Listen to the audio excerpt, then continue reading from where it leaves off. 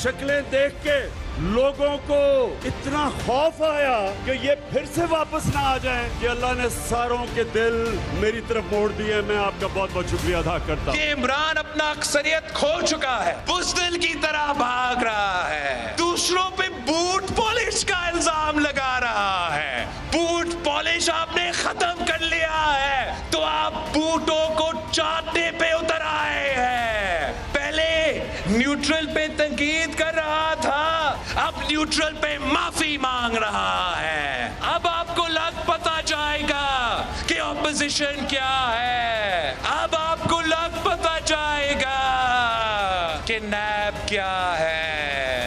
अब आपको लग पता जाएगा कि जब सहूलतकार मौजूद नहीं तो आपका हशर जो ये कौम करेगा, जो ये अवाम करेगा, तारीख याद रखेंगे।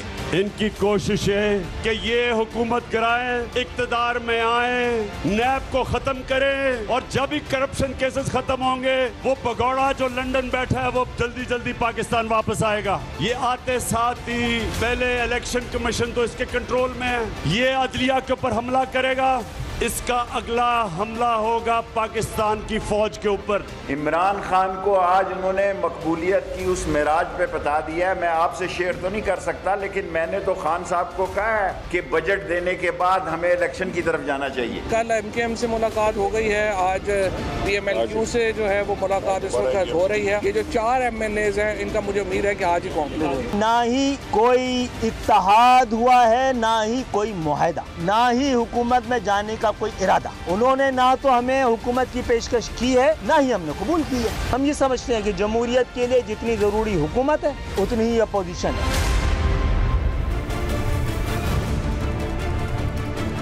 काउंटडाउन का आगाज हो चुका है, तमाम तर सवालात के जवाब मिलने का वक्त भी करीब आ चुका है। ऑपोजिशन की तहरीक अदम एतमाद को न सिर्फ नाकाम बनाने बल्कि ऑपोजिशन की सियासत को ही खत्म कर देने वाला वज़ीर आज़म का फैसला कुन ट्रम्प कार्ड क्या होगा? क्या होगा वज़ीर आज़म इमरान खान का सरप्राइज जो ऑपोजिशन को बकौल उनके चौंका देगा? कल 27 मार्च को क्या 10 लाख लोग इकट्ठे हो पाएंगे? और अगर हो पाएंगे तो क्या ये अवामी ताकत वज़ीर आज़म इमरान खान की ये हुकूमत बचा पाएगी? दूसरी जानिब ऑपोजिशन का लॉन्ग मार्च इस्लामाबाद पहुंचने के लिए मुख्तलिफ मकामात से तैयारियां पकड़ चुका है। क्या JUI और मुस्लिम लीग नून के महंगाई मुकाऊ मार्च महंगाई के खात्मे के लिए ही है? इस महंगाई अवामी बदहाली के खात्मे के लिए ऑपोजिशन के पास ऐसी कौन सी जादू की छड़ी है जो तहरीक अदम एतमाद की कामयाबी के बाद अवाम के ये मसाइल हल कर देगी? और सबसे बढ़कर ये बुनियादी सवाल, क्या ऑपोजिशन नंबर गेम पूरी कर चुकी है? इन बहुत सारे सवालों के साथ प्रोग्राम पाकिस्तान का सवाल में खुशामदीद। मैं हूं सादुल हसन। आज के प्रोग्राम में इन्हीं अहम सियासी सवालों पर बात करें, उनके जवाब जानने की कोशिश करेंगे इस ब्रेक के बाद।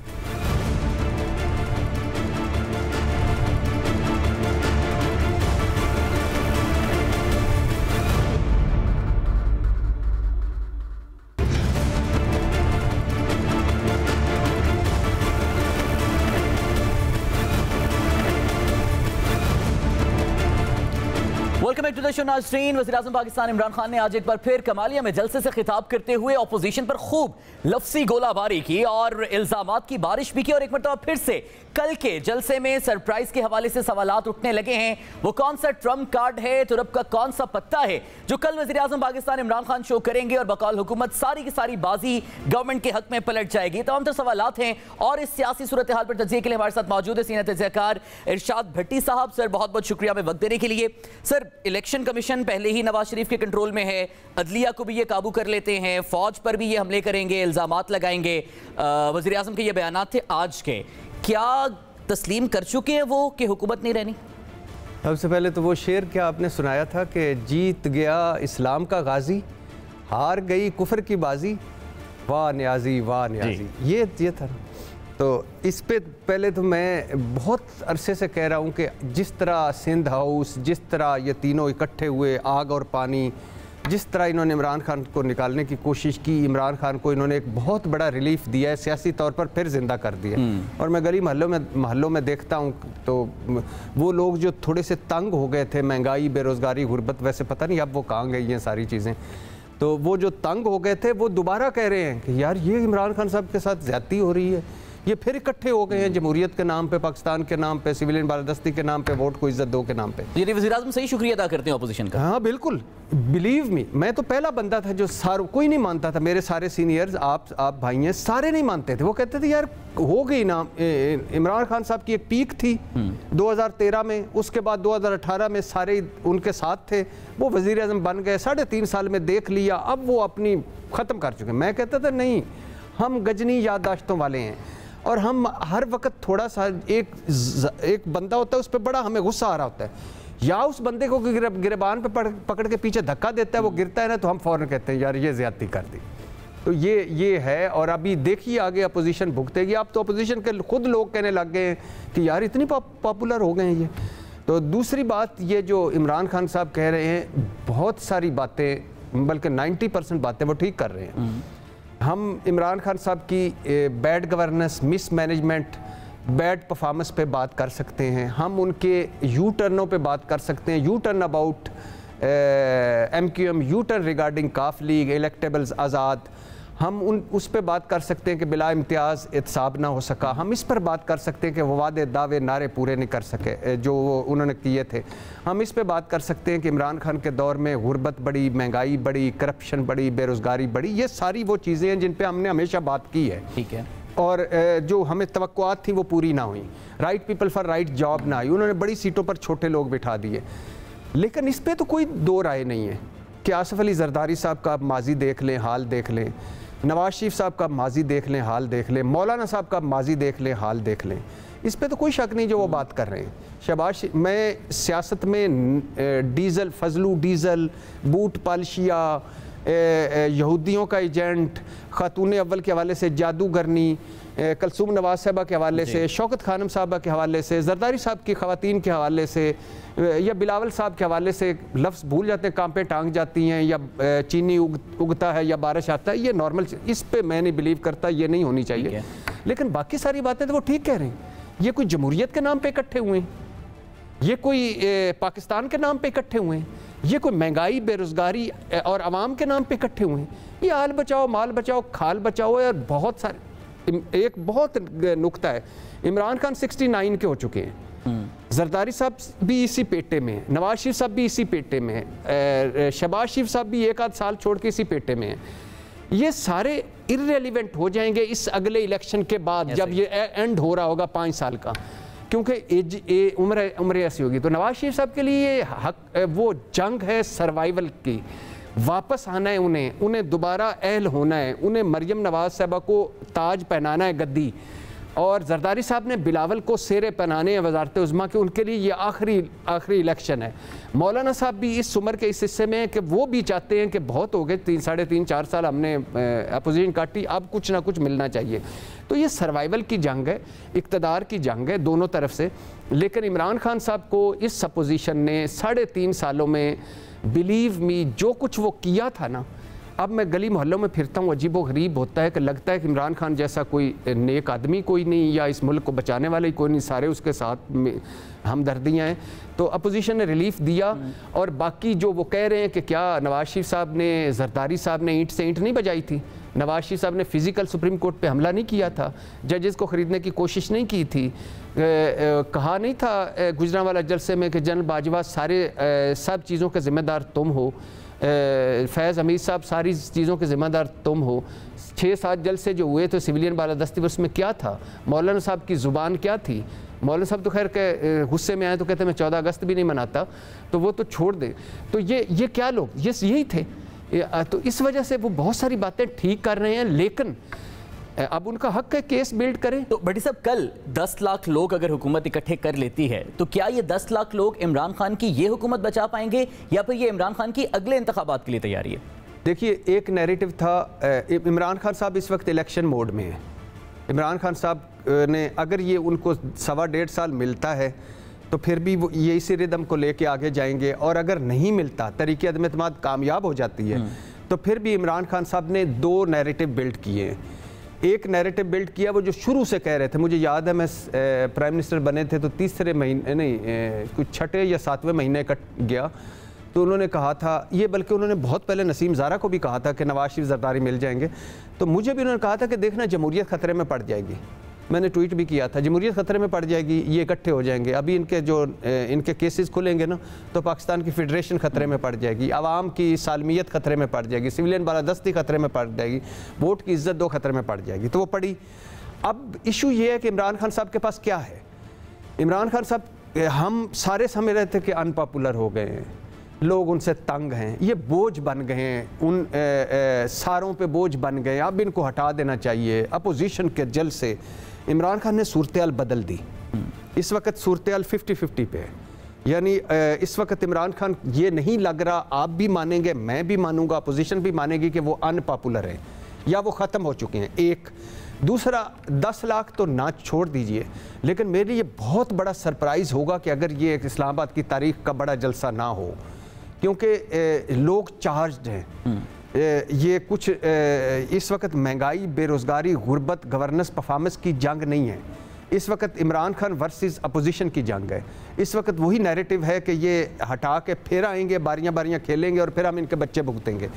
तो इमरान खान एक साबित कर दिया कि मैं अभी भी पॉपुलर हूँ, एक पॉलिटिकल रियलिटी हूँ। सेकंड क्या करेंगे कि वो अगर बहुत बड़ा जलसा हो जाता है और उसमें इमरान खान खड़े होकर कहते हैं, मिसाल के तौर पे कोई भी ऐलान कर देते हैं, करेंगे तो नहीं, लेकिन फ़र्ज़ करते हैं, वो कहते हैं कि मैं ये इस्तीफ़ा आपको देना चाहता हूँ और ये है वो पड़ा हुआ इस्तीफ़ा और ये मेरे साथ इन्होंने किया है। एक नैरेटिव वो पीछे से बिल्ड करके लाए हैं कि मैंने चूंकि अमेरिका को एब्सोल्युटली नॉट कहा, मैंने कहा यूरोप को हम तुम्हारे गुलाम नहीं है, मैं रूस चला गया, तो इस वजह से मुझे तो इन अपोजिशन ने हटाना था। ये तो पहले ही कुठपुतलियाँ हैं आलमी ताकतों की। ये नैरेटिव भुट्टो साहब ने भी बिल्ड किया था, ये नैरेटिव नवाज शरीफ साहब ने भी बिल्ड किया था, ये नैरेटिव लियाकत अली से ज़ियाउल हक की जो हादसों में उनकी अमवात में भी बिल्ड हुआ है। तो ये नैरेटिव बिकता है हमारे यहाँ। दूसरा, उन्होंने क्या कहना है कि देखो अभी मैं रिलीफ देने की पोजीशन में आया था, मैंने पेट्रोल की कीमतें कम नहीं की थी, मैंने महंगाई कम नहीं की थी, मैंने सब्सिडी नहीं देने की कोशिश की, मैं IMF से नहीं लड़ा, मैं और यानी देखो ये है। तीसरा जो उन्होंने, जो मैं जिसके हक में नहीं हूँ लेकिन उनका हक है, वो शुरू से जब से पिछले 1 साल को छोड़ के वो मज़हब पे आ गए हैं। रियासत मदीना की बातें, रहमतुल्लिल आलमीन अथॉरिटी, तसव्वुफ़ यूनिवर्सिटी, उसके बाद इस्लामी कॉन्फ्रेंसें, इस्लामोफोबिया पे इंटरनेशनल चैनल, आलमी सतह पे अमेरिका ईरान की सुलह, अमेरिका ईरान सऊदी अरब की सुलह और कश्मीर का सफ़ीर और मुसलमानों की फ़लस्तीन और ये सारे मुसलमानों का दर्द। और अब वो अपने उन्होंने एक और भी लिखा है कि ख़त्म नबूवत पे मुझसे ज़्यादा किसी ने बात की। तो ये वो इशू है जिस पे देखे ना, मेरे हम जैसे मुसलमानों की तो सारा कुछ कुर्बान नबी सल्लल्लाहु अलैहि वसल्लम पर, तो वो है। तो जब ये साथ चलेगा, मगरब वाला नैरेटिव चलेगा, साथ मैं अभी रिलीफ देने वाला वो चलेगा, साथ लोग मौलाना साहब को, नवाज शरीफ साहब को और जरदारी साहब को इकट्ठे देखेंगे, तो इमरान खान को बड़े प्लस पॉइंट होंगे। तो इसमें से ज़्यादा नैरेटिव जो डोमिनेट कर रहा है कि ये मार्का हुकूमत ऑपोजिशन का है, करप्शन ईमानदारी का है, या हको बातिल का है? क्योंकि अगर ये हको बातिल का मार्का है और हक समझ के जो लोग खान साहब के साथ आ रहे हैं, तो फिर आप ये नहीं समझते कि ये नए तसादुम को जन्म देगा? और ख़ासतौर पे जब अभी जो चार्ज अप माहौल चल रहा है, कारकुनान आ रहे हैं, इस्लामाबाद में पहुंच रहे हैं, तो किसी तसादुम का ख़तरा नहीं इस नारे पर? मैं कई मरतबा कह चुका हूँ, मेरी दुआ है कि अल्लाह करे मैं गलत साबित हूँ और अल्लाह करे ये ऐसा हो ही ना। लेकिन ये बड़ा जिस तरह ज़ुबान इस्तेमाल हो रही है दोनों तरफ से कि नापाक वज़ीर आज़म, जादूगरनी, शहबाज शरीफ साहब जैसे बैलेंस समझे जाते हैं बात करने में, हाउस ऑफ शरीफ, नवाज शरीफ, शहबाज शरीफ बहुत ज़्यादा कोई बढ़ चढ़ के बहुत कह लिया, न्याजी कह लिया, फलाना कह लिया, उन्होंने वो पहुंच गए बनी गाला के मनो टनों के हिसाब से वो जो मुर्गी का गोश्त जादू के लिए इस्तेमाल होता है, यानी यहाँ तक बात पहुँच गई है। तो ये ऐसे ही माहौल है कि लकड़ियाँ इकट्ठी, उस पर तेल डला हुआ है, सूखी लकड़ियाँ हैं, किसी ने आग दिखानी है। आग दिखाने वाले हमारे दुश्मन भी हो सकते हैं, आग दिखाने वाला कोई शरारती भी हो सकता है, तो अल्लाह करे ये ना हो। लेकिन इससे अल्लाह करे जो भी निकले पाकिस्तान का फ़ायदा हो। और अभी भी वक्त है, मैं तो इन सारों को कहता हूँ कि 4 मरतबा पीपल्स पार्टी भुगता चुकी है इक़्तिदार, 3 मरतबा हाउस ऑफ शरीफ भुगता चुका है। इमरान खान साहब का भी पहली टर्म का 3 साल 7 महीने के करीब हो गए, तो अभी भी वक्त है। यानी कुछ चीज़ों पर ना रेड लाइन खींच देनी चाहिए कि फॉर एग्ज़ाम्पल हमने कहें कि हमने अदलिया पे को अपनी सियासत से दूर रखना है, हमने फ़ौज को सियासत से दूर रखना है, अगर वो कह रही है कि हम सियासत से दूर हैं तो रखना है।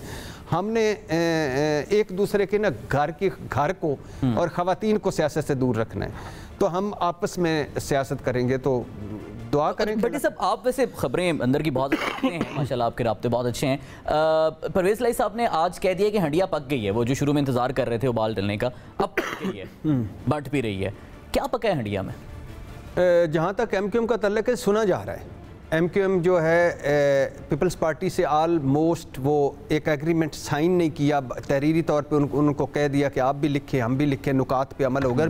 और MQM को सूट करती है पीपल्स पार्टी से इत्तेहाद, क्योंकि वो सिंध में रहना चाहते हैं, कराची में कंट्रोल करना चाहते हैं, और उनको उनकी सबसे ज़्यादा सीटें तहरीक इंसाफ ने ली हैं। ठीक है, तो उनके लिए थ्रेट है। नंबर 2, काफ लीग को नवाज शरीफ साहब ने, जो अगर कल की खबर ठीक है कि उन्होंने वजारत आला देने से इनकार कर दिया परवेज़ लाई से, तो काफ लीग के पास एक ही ऑप्शन है और वो है इमरान खान। तो इसलिए काफ लीग नहीं छोड़ेगी। और बाप और GDA अभी देख रहे हैं हवा का रुख, वो तो अब देखते ये हैं कि क्या है। अगर और एक तरफ यानी ये जंग है, दूसरी तरफ जलसों की जंग है, तीसरी तरफ सुप्रीम कोर्ट में एक जंग है कि अगर सुप्रीम कोर्ट कह देती है कि जिस तरह मार्क्स तो मिक्स आ रहे हैं, लेकिन अगर कह देती है कि वोट पार्टी का होता है, तो मुनहरफ यानी जो जिनको मुनहरफीन कहते हैं, मैं तो लोटे कहता हूँ, तो जो लोटे हैं वो अगर लौट आएँ तो फिर इमरान खान थोड़ी सी बेहतर पोजीशन पे होंगे। लेकिन ये अजीब व गरीब पाकिस्तान की सियासत है। अब इस वक्त जब हम गुफ्तगू कर रहे हैं वो और है, अभी रात थोड़ी सी और ढलेगी तो कोई इवेंट हो जाएगा तो सारी सियासत ही बदल जाएगी। आखिर में भट्टी साहब ये बताइएगा कि आप ये नहीं समझते कि अगर सुप्रीम कोर्ट, जिस रेफरेंस का आप भी जिक्र कर रहे हैं, ये कह देती है कि वोट गिना जाएगा रुकन का और उसके बाद जो डी-सीट की कार्रवाई है ECP तक जाना और 30 दिनों वाला वो सारी चलेगी, तो क्या ये फिर हुकूमत जो कार्ड इस्तेमाल कर रही थी वो भी ज़ाया हो जाएगा, हुकूमत के लिए मुश्किल पड़ जाएगी? इसके लिए डेफिनेटली मुश्किल पड़ जाएगी। लेकिन मेरी सुप्रीम कोर्ट से दरख्वास्त है कि हम लोटा क्रेसी बहुत भुगत चुके हैं, हम सियासी इब्न अल वक्त और मौका शनासों को बहुत भुगत चुके हैं, और इससे तंग नवाज शरीफ साहब भी हैं, इससे तंग बेनज़ीर भुट्टो से बिलावल भुट्टो तक भी हैं, और इससे तंग अब इमरान खान भी हैं। गो के सारों ने अपने अपने दौर में लोटों को समेटा और सीने से लगाया। शुक्रिया इरशाद भट्टी साहब, हमारे साथ आप मौजूद थे और इस सारी सियासी सूरत हाल पर अपने तजिए से आगाह करें। नाज़रीन, इसी सारी सूरत हाल पर बात करने के लिए हमारे साथ मौजूद हैं वज़ीर-ए-आज़म पाकिस्तान इमरान खान के मुशीर बराए पार्लिमानी उमूर बाबर अवान साहब। सर, बहुत बहुत शुक्रिया हमें वक्त देने के लिए।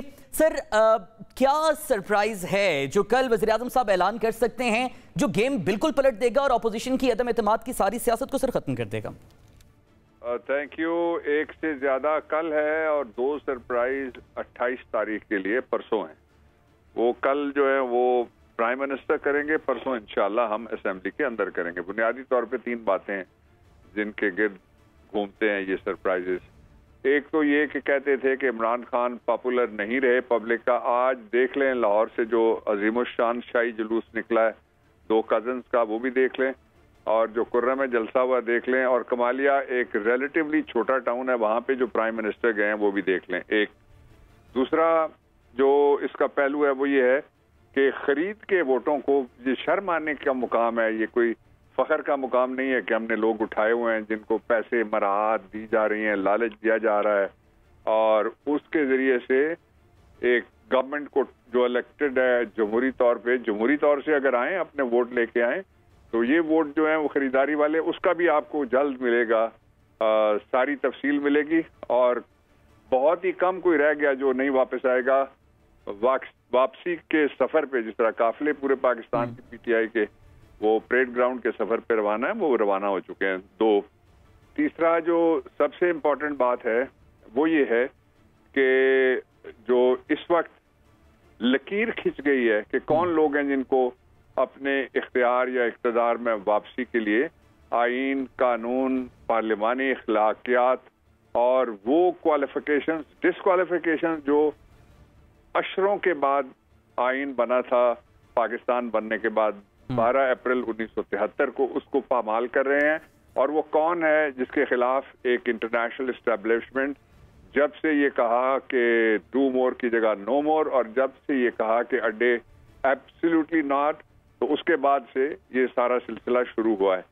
तो इसलिए सरप्राइजेज हमारे पास हैं, तो सरप्राइजेज हैं, आपको बताएंगे तो न्यूज हो जाएगी, बहुत जल्द न्यूज देंगे, कल भी और परसों भी। बिल्कुल जी, आपका हक है कि आप सरप्राइजेज अपने टाइम पर रिवील करें, लेकिन 28 तारीख के हवाले से जो सरप्राइजेज, उस हवाले से हिंट अगर आप सर देना चाहें कि क्या इजलास की कार्रवाई चलेगी या इजलास को मुलतवी करने का कोई इरादा है? सर देखिए, मैं जो कह सकता हूँ वो ये है, 3 बातें हैं। इजलास चलता है, एक तो आइन के तकाजे पूरे करते हुए, वो ऑपोजिशन गई थी सुप्रीम कोर्ट में, उन्होंने नुक्ता उठाया था, वहां से उनको जवाब मिल गया, आइन के मुताबिक कार्रवाई हो रही है। दूसरा जो कानून है उसके मुताबिक हम चलेंगे, और तीसरा जो rules of procedure and conduct of business in the national assembly, वो भी आइन के एक आर्टिकल के नीचे फ्रेम किए जाते हैं, वो फ्रेम शुदा हैं जो ये पार्लियामान बना था उस वक्त से, तो उनके मुताबिक हम चलेंगे। उसमें अगर दूसरी साइड तैयारी करके ना आए, पिछली डेट पे भी नहीं आई थी, 28 को भी नहीं आते, तो हम उनकी कोई मदद नहीं कर सकते। हम भरपूर तैयारी से अपने सरप्राइजेज रिवील करेंगे फ्लोर ऑफ द हाउस के ऊपर। और जो एक और इम्पॉर्टेंट बात यह है कि हमने बिल तैयार हो गया है जो शाह महमूद कुरैशी साहब ने, आईनी तरमीम का बिल, जिसके जरिए जनूबी पंजाब सूबा, अभी मैं वो मीटिंग ही कर रहा था अपनी मिनिस्ट्री की, और उसके सारे हमने तकाजे पूरे कर दिए हैं, और वो एजेंडा आइटम के तौर पे 28 को हम उसको लेके आ रहे हैं। अच्छा सर, ऑपोजिशन तो इस सूबा, ये जनूबी पंजाब सूबे बिल पे भी कहती है कि आपके पास तो अभी भी अक्सरियत नहीं है, क्योंकि आपने अगर शो कॉज दिए हैं अपने मुनहरिफ अरकान को, तो इसका मतलब है कि ये इंप्लाई करते हैं कि आपके पास अक्सरियत नहीं है। तो क्या इस सूरत हाल में भी आप वो बिल पेश करेंगे और उसके पास होने के चांसेस हैं? देखिए, ऑपोजिशन कह रही थी कि हमारे पास अक्सरियत नहीं है, पहला बजट पास नहीं होगा, हमने 4 पास कर दिए।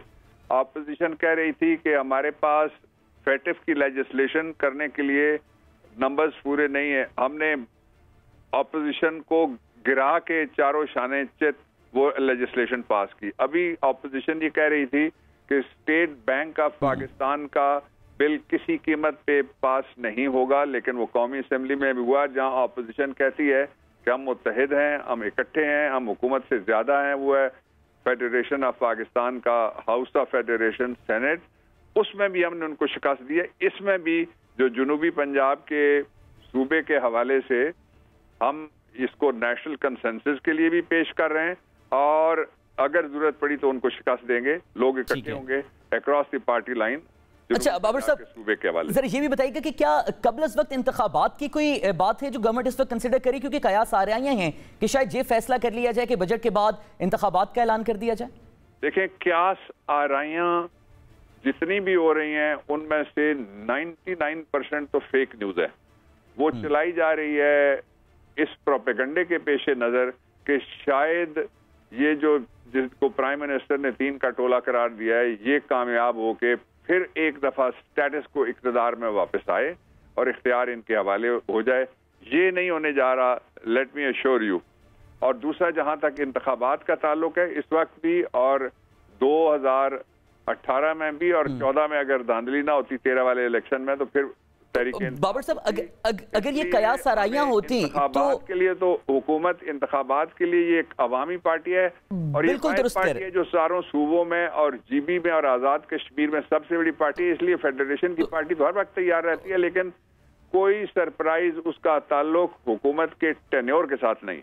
तो सर आज प्राइम मिनिस्टर ने यह कह दिया कि ईसीपी इलेक्शन कमीशन पहले ही नवाज शरीफ के पास है, तो क्या सर इदारों पर इल्जामात लगाने का सिलसिला शुरू हो चुका है? क्योंकि पहले भी जब ईसीपी के हवाले से तहफुजात का इजहार किया था, तो फिर फवाद चौधरी साहब और फिर आजम स्वाति साहब को गैर मशरूत माफी मांगनी पड़ी थी, तो क्या आप दोबारा से कन्फ्रंटेशन पे आ गए? सर ये कॉन्फ्रंटेशन इदारों के साथ वो करते हैं जिन्होंने पहले सुप्रीम कोर्ट ऑफ पाकिस्तान पे हमला किया था, उसके बाद इलेक्शन कमीशन के ऊपर हमला आवर होने के लिए वो रैली लेके गए थे। हम पॉइंट ऑफ व्यू देते हैं, पॉइंट ऑफ व्यू होता है हकायक की बुनियाद के ऊपर। अगर कोई दो मैं आपके सामने रखता हूं सूरत हाल, आप फैसला कर दीजिए कि एक तरफ वोट बेचने वालों की वीडियो पकड़ी गई, एक उम्मीदवार साहब के फर्जंद पे इल्जाम लगा, उन्होंने इल्जाम से इनकार नहीं किया, कहां है वो मुकदमा और उसका फैसला कहां है, कहां है उसके ऊपर नोटिस, और उन नोटिस के नतीजे में सजा कहां है या प्रोसिक्यूशन कहां है? सजा देना तो सेशन जज का काम होता है under the election act 2017।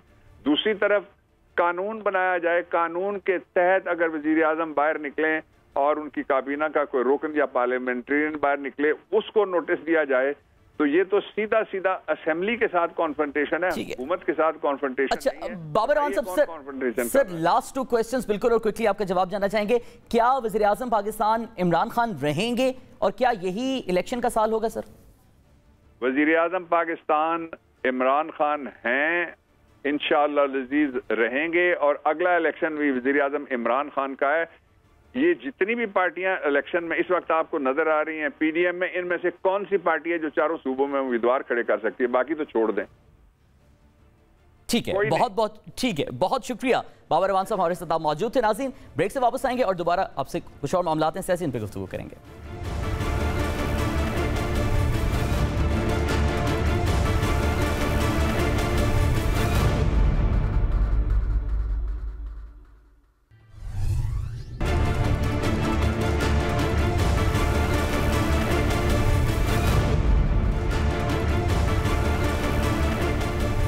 Welcome back to the show. नाज़रीन, हुकूमत के खिलाफ और महंगाई मुकाओ मार्च अपोजिशन की जानिब से इस वक्त सड़कों पर है। लॉन्ग मार्च पाकिस्तान मुस्लिम लीग नवाज की जानिब से भी और JUIF की जानिब से भी कारकुनान लॉन्ग मार्च की सूरत में निकल चुके हैं और उनकी मंजिल मकसूद जाहिर है जो शहर इक़्तिदार इस्लामाबाद है।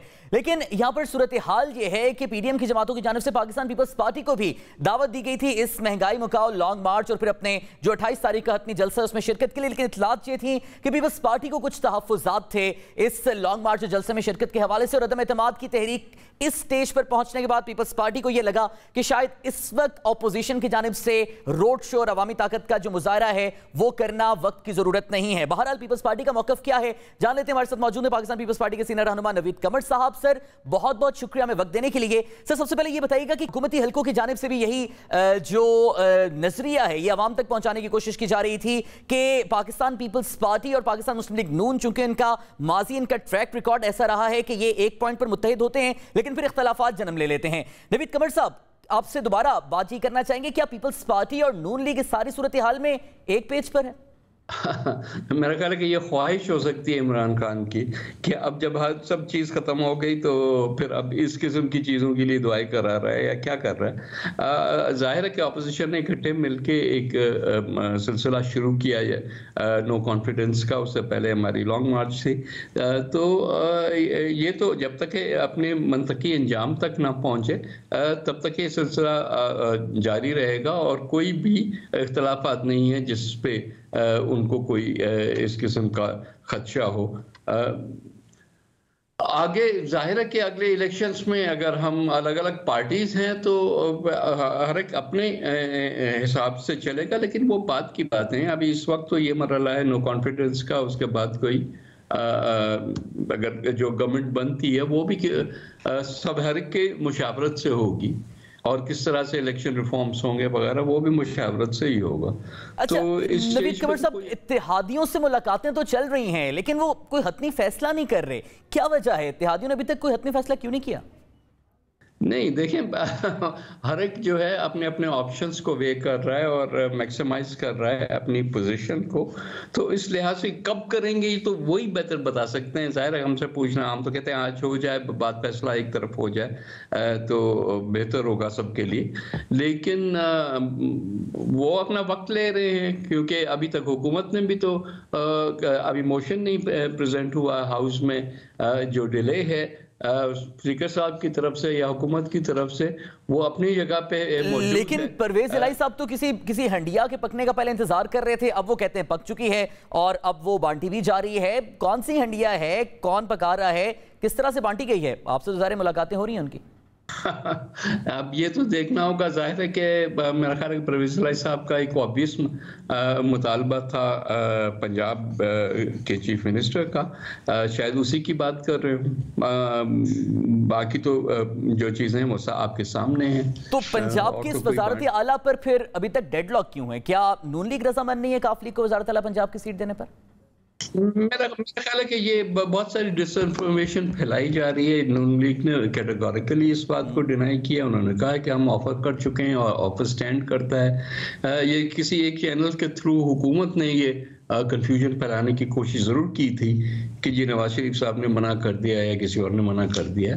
ऐसी कोई बात नहीं है। अभी तक जितनी भी डिस्कशन हुई है वो ऑपोजिशन उन इश्यूज पे। नवीद साहब फिर ये बताइएगा कि नंबर्स कितने पूरे कर लिए आपने जिस पर आप लोगों को भरोसा है जो आपके साथ होंगे अदम एतमाद की तहरीक में? वो आपको बार बार हम बता चुके हैं कि 172 जो रिक्वायर्ड नंबर है उससे कहीं ज्यादा है। तो आज वोटिंग करा लें, पता चल जाएगा डिले तो हुकूमत की तरफ से हो रही है ना, हमारे पास तो नंबर्स हैं।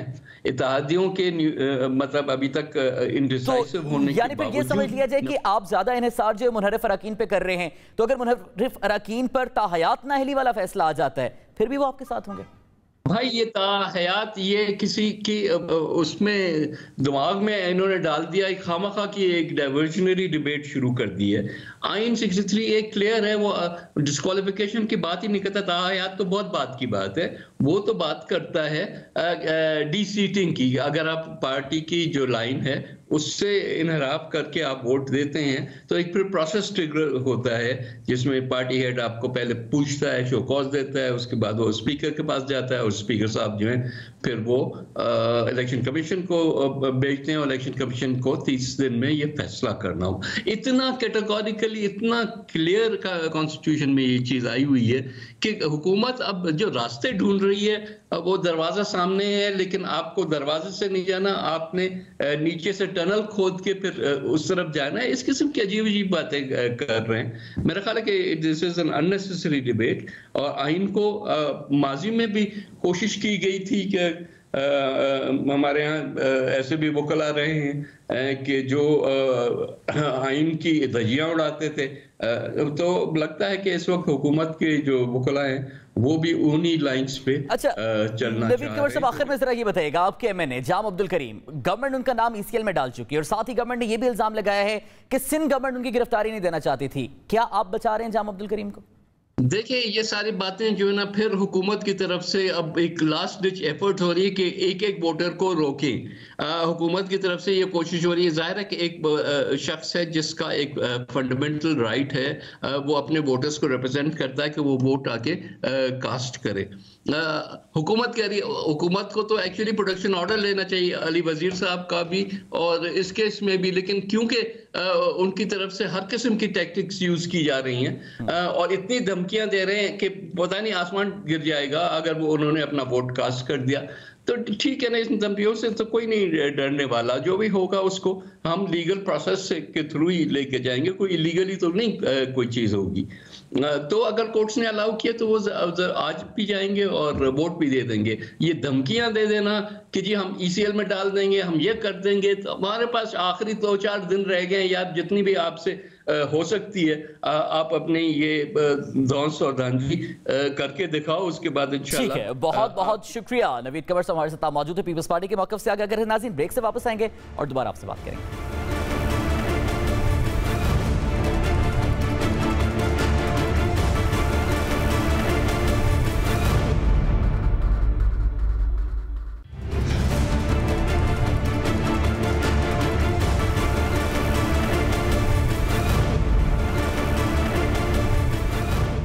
वेलकम टू नाज़रीन। सवाल अभी भी यही है कि क्या होगा वो सरप्राइज जो कल वज़ीर-ए-आज़म इमरान खान अवामी जलसे में ऑपोजिशन को देंगे, और वो सरप्राइज क्या है कल इंतजार करना पड़ेगा। लेकिन सेनेटर फैसल जावेद साहब हमारे साथ मौजूद हैं, उनसे पूछ लेते हैं, हमें कोई हिंट दे दें। बहुत शुक्रिया फैसल भाई वक्त देने के लिए। कुछ बता दें कल वो सरप्राइज क्या है जो प्राइम मिनिस्टर देने वाले हैं?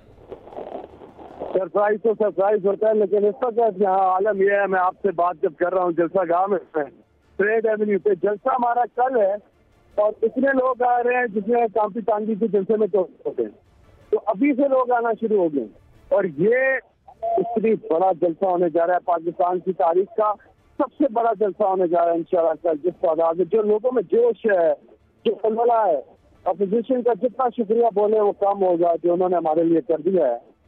अमेजिंग रिस्पॉन्स है यहाँ लोगों का। जी अच्छा फैसल भाई, कितना क्राउड पर एक्सपेक्ट कर रहे हैं कल आप? अभी जो सूरत हाल देख रहे हैं उसके मुताबिक 10 लाख से ऊपर होगा। मेरा ख्याल है ये 15 लाख से ऊपर चला जाएगा ये, क्योंकि ये बहुत ज्यादा है लोगों का जोशो खरोश है और जिस तादाद में जगह जगह से काफिले पहुंच रहे हैं, बहुत ही कम बात हो गई। तो फैसल भाई फिर जो सरप्राइज है, जाहिर है वो तो सरप्राइज है, कल आएगा। नौयत क्या होगी? क्या बैरूनी साजिश पे नकाब होनी है या कोई बहुत बड़ा ऐलान कर सकते हैं प्राइम मिनिस्टर? देखिए ये सरप्राइज होता है। कल इमरान खान साहब की स्पीच का वेट करें और इमरान खान साहब के पास एक कार्ड है वो जो सामने लेके आएंगे वोटिंग से पहले। तो लेकिन ये इससे आगे बात की चलेगी इसलिए कि कौम जो है उसने फैसला कर लिया है कि वो हक के साथ करें। तो अब जो उधर जाएगा उस तरफ तो कौम, पब्लिक ओपिनियन तो इधर है, तो सारी कौम फैसला कर चुकी है। और आज आपने देखा था सोमालिया में जो हमारा जलसा हुआ है, जिस तादाद में लोग आए हैं और जो पजराई की है उन्होंने, रियाज पटियाला की थी, उन्होंने स्टैंड लिया है और वो इमरान खान के साथ खड़े हुए हैं, इसकी जो पजराई थी कौम के अंदर। और वो लोग जो मुनहरफ अरकान है वो भी देख रहे हैं कि पब्लिक किधर खड़ी है, इनका हल्कों में जाना, इनकी सियासत खत्म हो जाएगी, ये जीत ही नहीं सकेंगे। कतई नजर सुप्रीम कोर्ट का क्या फैसला आता है, कतई नजर किसकी इंटरप्रिटेशन, उससे बात आगे चली गई है ना। लोगों ने डिसाइड कर लिया है जो इमरान खान के साथ है। ठीक है, बहुत बहुत शुक्रिया फैसल जावेद साहब हमारे साथ मौजूद थे। नाज़रीन, प्रोग्राम पाकिस्तान का सवाल से मुझे इजाजत दीजिए। पाकिस्तान के दीगर सवालों के साथ दोबारा आपकी खिदमत में हाजिर होंगे अल्लाह ने के बाद।